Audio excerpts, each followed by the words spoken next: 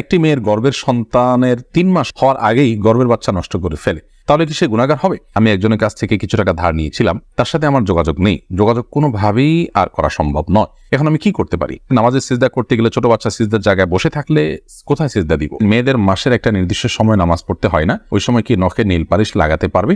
আমার ভাতিজা আমাকে ছোট আব্বু বলে ডাকে, এতে কোনো সমস্যা হবে কিনা? পরিবারের সদস্যদের সঙ্গে শান্তি বজায় রাখার জন্য ছোট ছোট মিথ্যা বলা যাবে কিনা? ফরজ নামাজ শেষে বৈঠকে দুরূদ শরীফ পড়া শেষ করার পূর্বেই ইমাম সালাম ফিরিয়ে ফেললেন, সেক্ষেত্রে আমার করণীয় কি? কেউ যদি ঢিলা কুলুপ না করে ওযু করে তাহলে কি তার ওযু হবে? প্রশ্ন উত্তর দেওয়ার আলোকিত ভবনে আমরা প্রবেশ করি। আরাফাত ফারজান আব্দুল লিখেছেন, স্বামীর সামনে টিপ লাগালে গুনাহ হবে কি?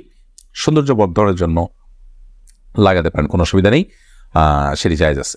এরপরে এমআরএস এ তাবিয়াত ইয়াদিক আব্দুল লিখেছেন, মেয়েদের মাসের একটা নির্দিষ্ট সময় নামাজ পড়তে হয় না, ওই সময় কি নখে নীল পালিশ লাগাতে পারবে?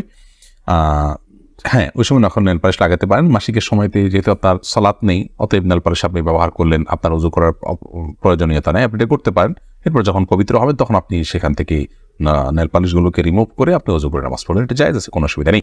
ইবাদত ইসলাম আপনি লিখেছেন, ওযু করে আয়না দেখলে ওযু ভেঙে যায় না, এতে কোনো ওযু ভাঙে না।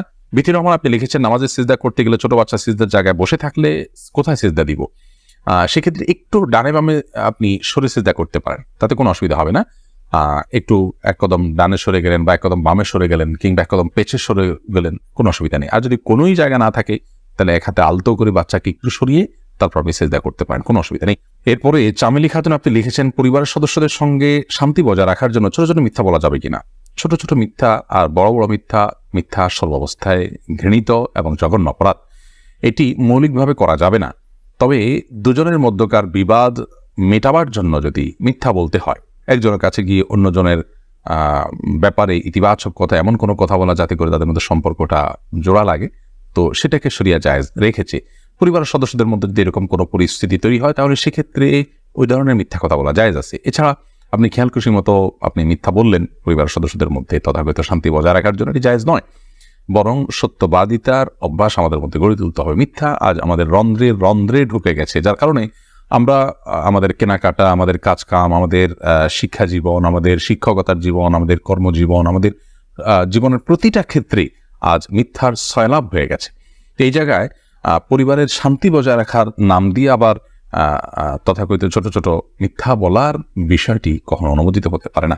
আব্দুল করিম পাটোয়ারি লিখেছেন, ফরজ নামাজ শেষে বৈঠকে দুরূদ শরীফ পড়া শেষ করার পূর্বেই ইমাম সালাম ফিরিয়ে ফেললেন, সেক্ষেত্রে আমার করণীয় কি? ফরজ নামাজের শেষ বৈঠকে ইমাম আপনার দুরূদ শেষ করার আগে যদি সালাম ফিরিয়ে ফেলেন তাহলে আপনি খুব দ্রুততার সাথে দুরূদ শেষ করবেন, আর যদি দুরূদ শেষ করতে অনেক দেরি হয় তাহলে সেক্ষেত্রে কোনো একটা স্টেশনে দাঁড়িয়ে সালাম ফিরিয়ে ফেলবেন, আপনার সালাত হয়ে যাবে ইনশাআল্লাহ। অর্থাৎ যে কোনো একটা জায়গায় অর্থবহ হয়, যেমন আল্লাহুম্মা সাল্লি আলা মুহাম্মাদ ওয়া আলা আলি মুহাম্মাদ শেষ করলেন, করে আপনি সালাম ফিরিয়ে ফেললেন, কারণ এখানে একটা অর্থবহ বাক্য হয়ে গেল।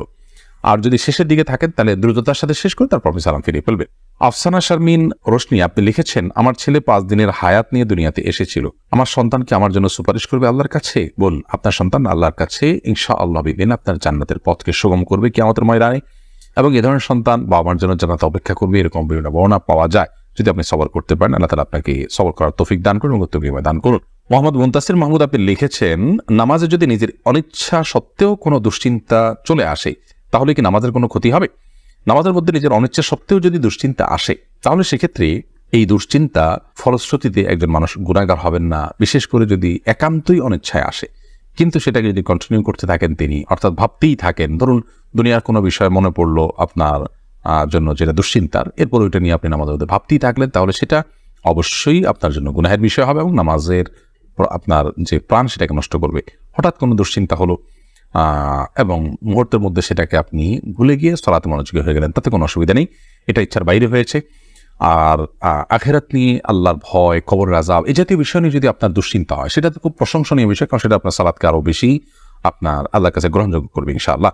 জোস মাসুম মামুন এআইডি থেকে আপনি লিখেছেন, আমার ভাতিজা আমাকে ছোট আব্বু বলে ডাকে, এতে কোনো সমস্যা হবে কিনা? দেখুন, আপনার ভাতিজা যদি আপনাকে ছোট আব্বু বলে ডাকে তাহলে সেক্ষেত্রে মৌলিকভাবে কোনো অসুবিধা নেই, কারণ আমাদের দেশে অনেক এলাকাতে চাচাকে ছোট বাবা বলা হয়। ছোট বাবা বলা হয় এটা রূপক অর্থে, তাকে সত্যিকারের পিতা মনে করে বাবা বলা হয় না। মানে আম্মুর রাজুল ইসম ওয়াবি, একজন কারোর চাচা তার বাবার মতোই অনেকটা শ্রদ্ধার জায়গা থেকে এবং অন্য অনেক দিক থেকে, সেই জায়গা থেকে তাকে ছোট আব্বু বলার যে প্রচলন আছে, এই প্রচলনটা আপনার রূপক অর্থে বলা হয় সেই অর্থেই প্রচলনটা আছে, যার কারণে এটাতে আপনার বাপ নয় তাকে বাপ ডাকার যে অপরাধ, সে অপরাধ বা সে গুনাহ এখানে হবে না, কারণ ওই উদ্দেশ্যে কেউ বলেও না এবং বাবা হিসাবে গণ্য করে না। হাবিব রাজ আপনি লিখেছেন, আমার মামাতো বোন আমার বয়সে 5 মাসের বড়, আমি কি তাকে বিয়ে করতে পারবো?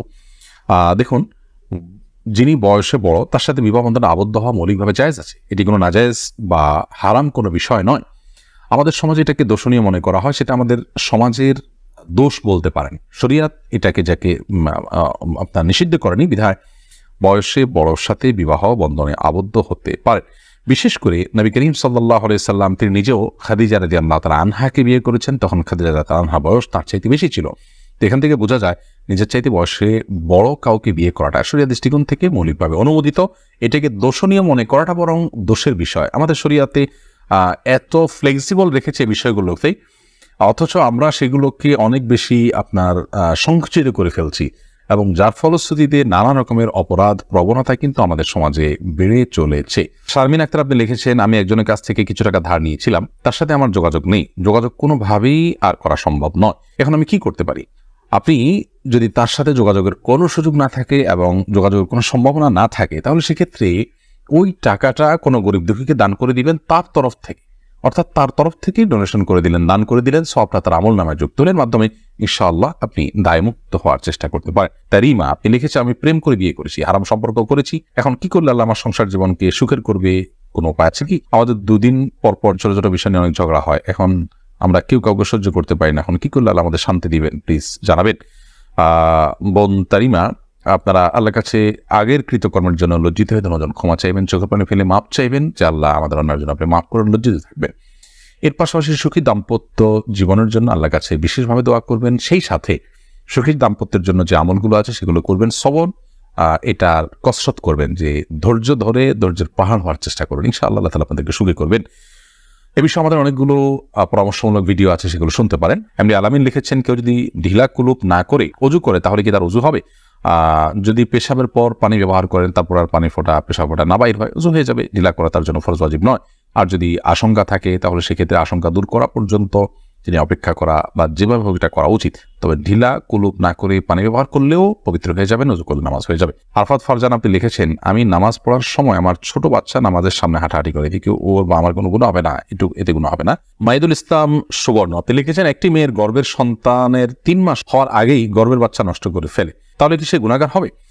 গর্ভের বাচ্চা নষ্ট করা সর্বাবস্থায় অপরাধের কথা, কিন্তু যদি সন্তানের মধ্যে হার্টবিট বা প্রাণ সঞ্চারিত হওয়ার আগেই আপনার কোনো এমন ওজরের ভিত্তিতে সেটি নষ্ট করা হয় যে ওজরটি শরিয়া গ্রাহ্য, যেমন তার ফলশ্রুতিতে মার শরীর বা জীবনের মধ্যে হুমকি আছে, বা বড় কোনো বিপদ হতে পারে, বা বড় কোনো সমস্যা আছে, এরকম কোনো ওজরের ভিত্তিতে যদি এটা করে, তাহলে সেটা ক্ষেত্র বিশেষে ওজরের উপর নির্ভর করে সেটা জায়েজ হতে পারে। আমাদের এই ভিডিওটি যদি আপনার ভালো লেগে থাকে তাহলে ভিডিওতে একটি লাইক দিতে পারেন এবং আপনার প্রিয়জনদের সাথে শেয়ার করতে পারেন, এবং এইরকম আরও ভিডিও পেতে আমাদের ইউটিউব চ্যানেলটি সাবস্ক্রাইব করে পাশে থাকা বেল আইকনটি অন করে দিন।